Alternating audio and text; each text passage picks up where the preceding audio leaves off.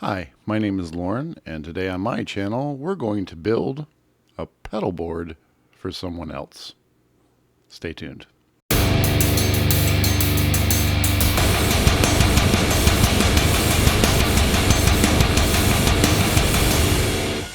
So the first thing that you have to do is lay out your pedals and put some tape around them. This determines the size of the pedal board. I lost the footage of me doing this, so this is after the fact. Once I was done, I removed all the pedals out of the way to make space for the work area, and I peeled up the layout tape to get that out of the way because I had already cut the board that I was going to be doing this on. And here you see that I've rounded it over, and I cut it off, or cut it outside with a circular saw. So here I'm just kind of inspecting the surface area and wiping it off. And I'm also taking stock in what I need to do. I'm starting with the tuner pedal. The tuner pedal had already had its feet removed, and I just have some generic Velcro here. Pre-warning, you're going to want to get all your tools together. I didn't when I started. I was missing scissors and the labeler and all kinds of things, so you want to make sure that all your stuff's here. So I'm back with the scissors and the labeler, and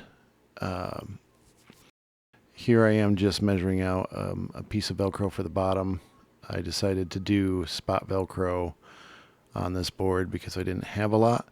So what I'll be doing is just sticking small pieces on the bottom of each pedal, about the size you see on the screen here, and that seemed to work. The Joyo course has this like rubber backing that makes it not flat, so I decided to see if it was possible to flip the bottom plate upside down so I would have a flat surface, and I determined that it was possible.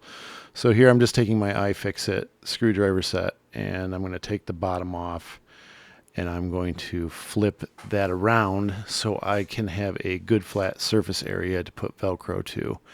I'm not a big fan of these like large rubber backings on Boss pedals and pedals like this. It's not my favorite because it makes using Velcro a little bit of a pain in the butt. As you'll see a little bit, the Behringer also had it, as you could see right there.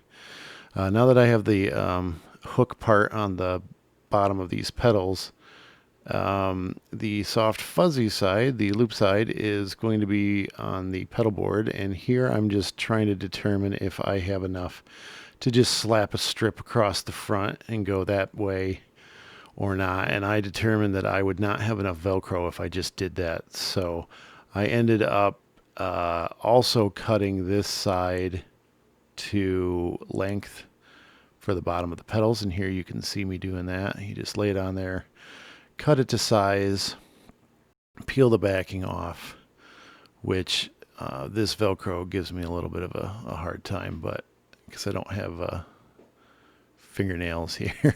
So this stuff could be a little bit difficult to peel off, but once it goes pretty quick. And then I press it with the adhesive side out on the bottom, just like so. And then I use that to press the pedal down onto the board. Here, when I add another pedal after adding the bottom, I connect the audio cable to it so I can place it as close as possible while still lining it up next to the next pedal. This board's pretty spaced out because it's for a younger kid, and I didn't want to have these too close together. So here I'm putting the last pedal in. It's the Behringer vintage delay, and I had to slightly offset it because of where the jacks were, but since this pedal is a little bit raised up, the switch anyways, I don't think it's going to be an issue. Next, I put Velcro across the entire bottom of this power supply, and it's just because it's so heavy. It's a heavy power supply. I almost wish that Joyo made brackets for it, because I would have gone for that to build this board. It would have been nicer to just have it screwed to the board instead of Velcroed, because it's awful heavy. And here I'm just laying down again the loop side, and the power supply will just go on top of that. So while I was putting it in, I actually pushed my finger through the plywood, and I was a little bit surprised that that happened because it wasn't like a complete piece of crap plywood, so there was a void back there, and I was kind of disgusted that that happened. But it's on the bottom, so it's all good. It's fine. I'm sure eventually he's going to want to upgrade this board anyways. So here I am just pressing the power supply on, and now I'm putting in the power cables. I've decided to not make them to custom length because, like I said, I think he'll probably want to upgrade this board eventually. So here I'm doing some cable management. These are stick-on tie-downs. I got the idea from Vertex Pedals. I think Mason's videos are excellent, and I'm going to be using a lot of his techniques and suggestions when I do my board, which will have a switcher and custom-made audio cables and power cables here in the future. I just haven't decided if I'm going to build another flat board for that or if I'm going to go with something commercial. So, look forward for that in the future. And then the final step is to take my Brother P-Touch labeler, and I'm going to label the outputs because, like I said, this is for somebody who's only 13. And I wanted to make it as user-friendly as possible by labeling what outputs were what on the power supply. And I also, even though it's not shown here, I did end up labeling the 12/18 volt do not use. So that's the whole build. I don't have a second camera to really show you the board, which is really unfortunate. But I'll just explain the signal chain. It goes Snark tuner, which is, a cheap tuner, but it gets it done. A bass fuzz that I built. It's just a single knob fuzz where the fuzz level is fixed, and the one big knob that you saw when I showed this off is the volume. The Joyo Zip Amp, which is already up as a demo on my channel. The Joyo Classic Chorus, which is nothing fancy. It's just a decent, mono chorus, and then the Behringer vintage delay. And the purpose behind this board is actually it's for a young guy who plays on a worship team in a church for his youth group. I just have an overabundance of pedals, and I feel like passing some of them on. So I have it plugged directly into the 11 rack because it's 5 in the morning here and nobody wants to really hear me crank an amp. But honestly, the pedals interact with this setup pretty well. So I'll just show you my clean tone.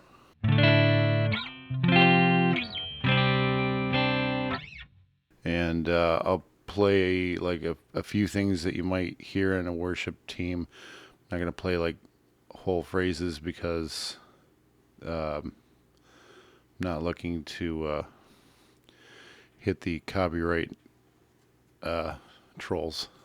So it won't be full riffs, but so the first thing is the fuzz, and it's a little bit gated. There he is, yeah. So you can kind of hear how it's gated. It's not too bad though. But for this kind of a thing, on a worship team, you'd be playing like,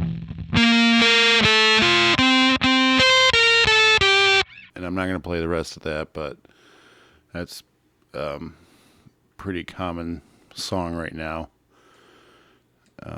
Although you'd probably add like delay to,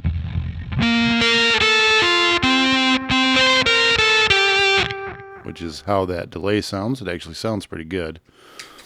And then I have the Zip Amp here because I thought it was a pretty good like low gain solution. And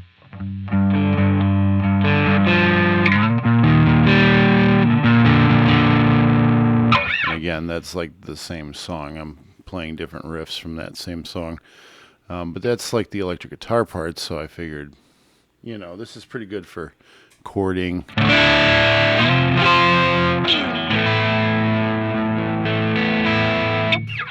So I feel like that would work well for him. And then the Joyo chorus is just there to kind of add something special or something. I don't know. Just chorus seemed like a good fit for church rigs.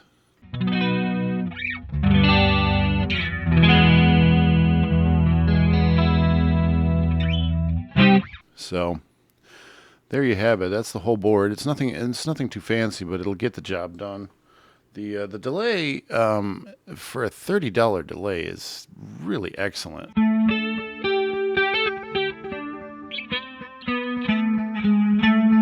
And it is an actual Bucket Brigade delay. The vintage delay is. So, you know, it is true analog. Behringer actually owns the Bucket Brigade chips now for all modern delays and choruses and anything that uses them. So, you know, even if you had like a $200, you know, I'm drawing a blank on what you would find it in, but like something expensive, like, I don't know, maybe the Julia.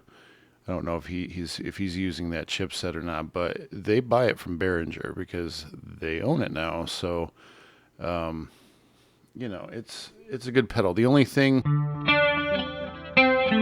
that I would really knock against the Behringer is the plastic housing.